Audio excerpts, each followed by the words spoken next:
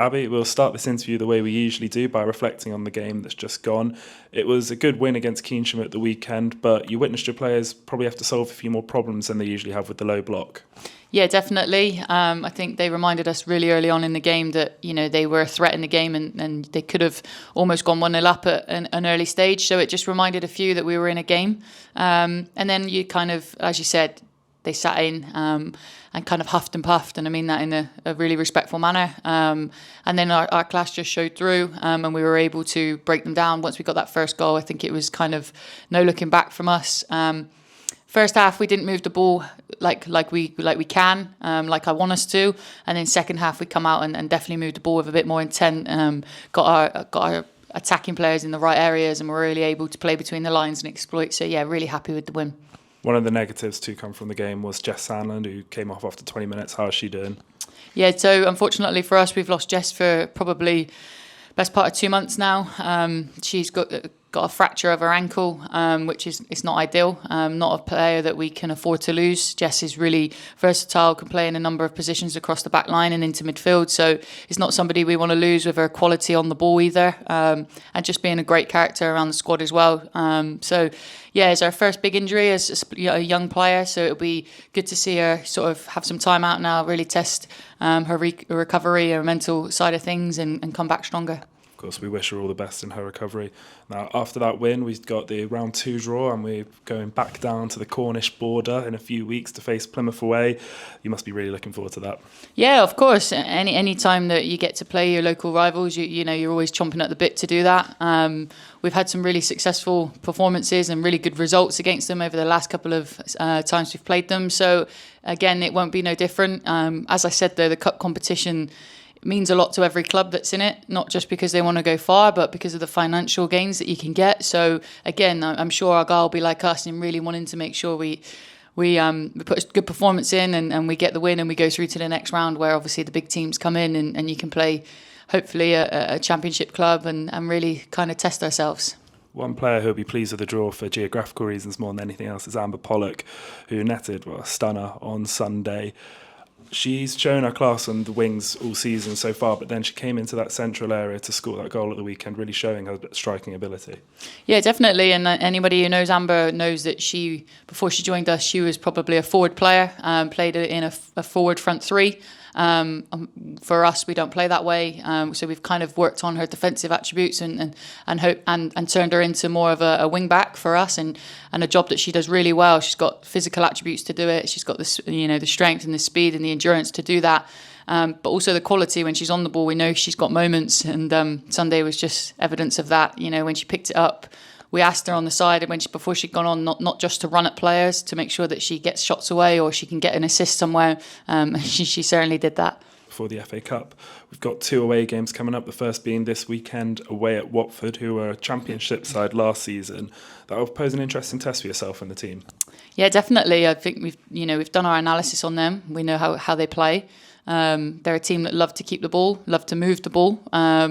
They're very rigid in their ways. They won't come away from their philosophy and their identity. So it's about making sure we go there and impose ourselves. Like I said, we've done the analysis now. It's about executing a plan that we think will be best for us with the players that we've got available, and how we want to play. We're really good without the ball, so it may well suit us, this sort of opposition that we're playing this weekend. But it will only suit us if we get the moments right when we have got the ball and we do transition. So yeah, really, really good test. And as you said, a previous championship club, so they've still got a lot of players that with experience in their squad. So we need to make sure we don't underestimate them. We go there and we impose ourselves and we don't fear any moments. As I said to you before, this team likes big games, and every week at the moment they seem to be getting bigger and bigger, purely because of how we're playing. So hopefully that continues this weekend. Do you have any other team news for us? I'm assuming Georgie's still ruled out under the concussion protocol. Yeah, Georgie's out still, unfortunately for us. And obviously Jess. There's a few that we need to monitor tonight, but we'll do so. And I can make a decision as late as Friday afternoon on the squad. So yeah, there'll be no rushes. But like I keep saying to you, I know it's a small squad, but there's real quality in this team. We trust players that come in, even if they haven't been playing as many minutes, or if they've been coming off the bench as finishers for us. Then they're kind of chomping at the bit to get that starting opportunity. So yeah, whatever team we put out, we know that they'll be fully sighted of the plan and really hungry to go and execute it. How do you manage your team physically on a long away journey like this? Because I know you're going up on the morning of the game.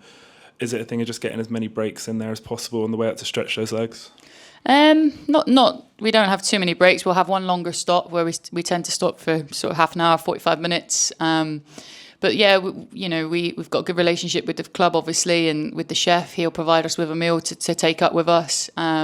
We've got various supplements that the girls can take. That we've got the recovery products that we can be using on the bus. And that these girls are, they're used to this. We're not in a professional outfit. We're not a team that travels up overnight all of the time to an away game. We don't have that luxury. We don't have that. So this doesn't phase the girls as much. It's not new to them. Traveling over 3 hours for a game is pretty normal. So yeah, I don't think it'll be anything that's of change for us this weekend. We just need to make sure that when we do arrive at Watford that we're fully focused on what's ahead, because we, like I said before, previous championship club, lots of experience. This is going to be a really physical and technical game, so we need to make sure we're at it. Finally, something a bit different. The dual lives of your players was shown recently when we sat down with Courtney Jones to discuss her role in the military and the importance of remembrance, and she'll be at St James Park on Saturday laying a wreath before the game against Charlton. Must be great to have characters like Courtney around your squad. Yeah, brilliant. I think Courtney's a fantastic girl. She's come in to us new this season, not played probably as many minutes as she would have liked, openly, but has never let that sort of knock her confidence or any sort of her attitude or her application. She's a fantastic professional to the game, and then obviously what she does for life and for work is fantastic. Serves her country well. Great characters, and it's something that we pride ourselves on. When you play for Exeter, you have to be the right person as well, because there are people behind the badge. And I think Bo's got a saying that if you play for the shirt, then they'll remember the name on the back. So that's a big one for us. So yeah, really proud of her. And we'll all be there on Sundays to support her while she's laying the wreath and doing her remembrance duties. So yeah, really, really proud of her.